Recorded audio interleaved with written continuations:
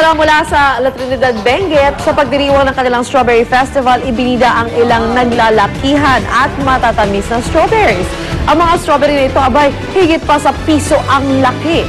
Bukod pa rito, tinikman din ng mga hurado ang ilang strawberry at sinukat ang kanilang tamis gamit ang measuring device.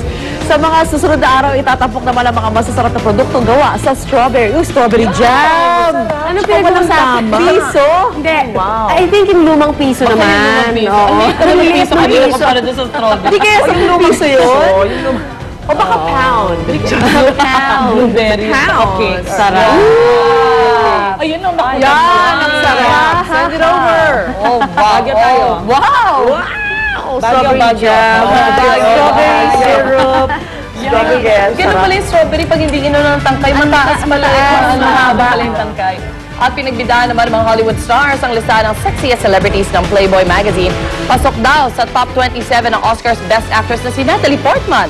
Ang American Idol judge Jennifer Lopez at reality TV star Kim Kardashian ay nakasama rin. Kabilang din sa top 27 ang host ng unang hirit.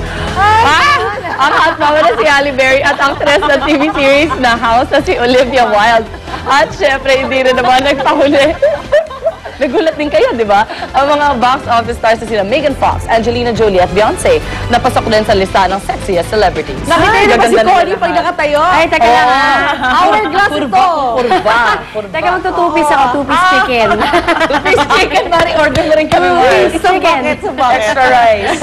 Extra rice. Samantala, narito naman ang hirit panahon ni Love Anyovel. Love?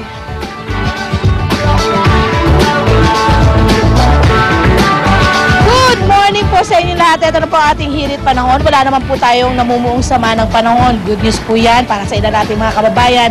At of course, pero mga kapuso, yung area po ng ating sa Bicol po at Eastern Visayas, ingat pa rin po kayo dahil may mga pag-ulan pa rin po at posible pa rin po ang pagguho ng mga lupa at mga flash floods. So super mega ingat po tayo. Sa Luzon naman mga kapuso, may hanging amihan pa rin po. Ito po yung mga hangin dumaraan sa mga lupay sa ilagang kanluran ng Pilipinas na madalas po ay cool and dry. Ang Southern Luzon, Visayas at Mindanao, meron naman pong wind convergence. Mga hangin naman po na natatagpo sa isang lugar. Kumikilos po yan paikot, nagdudulot po yan ng ulap at ulan. Kaya naman ang Southern Luzon, Visayas at Mindanao, makakaranas po ng madalas na maulap na kalangitan na may kalat-kalat na pag-ulan, pagkidlat at pagkulog. Ang Metro Manila naman po at natitirang bahagi ng ating bansa, magkakaroon ng bahagi hanggang sa kuminsan ay maulap na may pulo-pulong pag-ulan, pagkidlat at pagkulog. Ang ating pong sunrise ay 6:02 ng umaga at ang ating pong sunset ay 6:07 mamayang hapon. Narito naman po ang mga temperature and weather conditions sa ibang bahagi ng Pilipinas. Tandaan niyo po mga kapuso, sa kahit ano pa mang hamon ng panahon, manatiling alerto at mahinahon.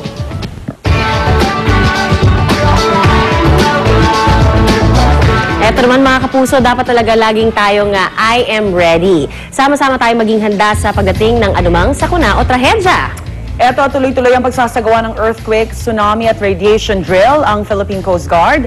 At naroon po ang ating kasamang si Susan. Susan!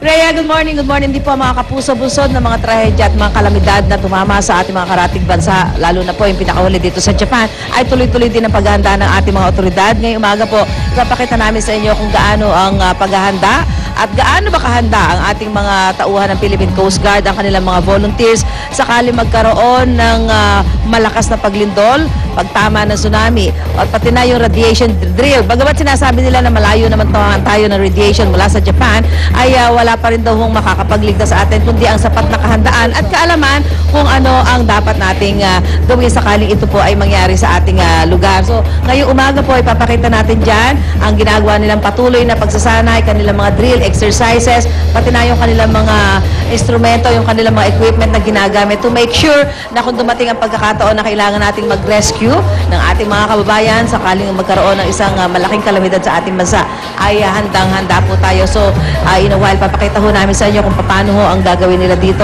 ang kanilang mga first aid at response action kapag ka ho nagkaroon ng malakas na paglindol o di kaya naman ay tsunami, lalong-lalo na po doon sa mga lugar na nakaharap dyan po sa ating mga baybaying dagat na siyang maaaring tamaan kung sakali magkaroon ng tsunami. Katutok lang po kayo dahil napaka-informative po ng umagang ito.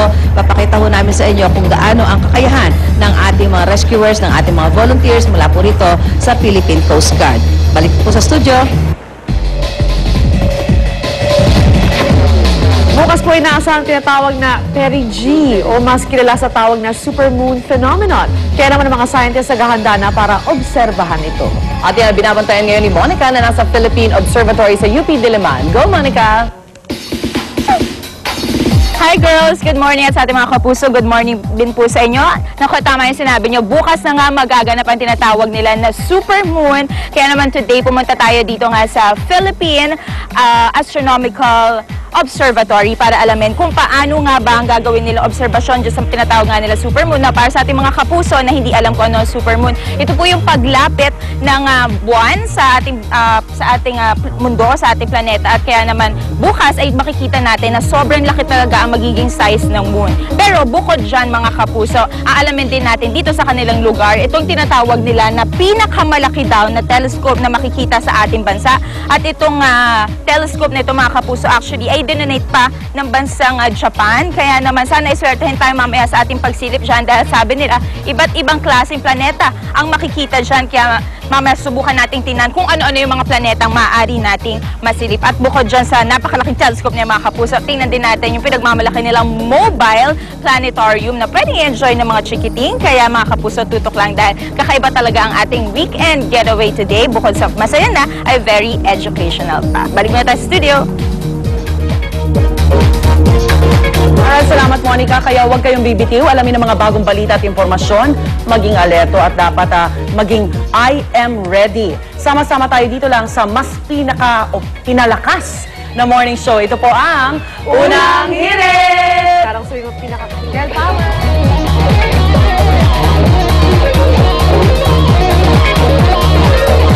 Unang hirit, ang saya-saya. Unang hirit, unang hirit, unang hirit. Saan kaya okay mag-play?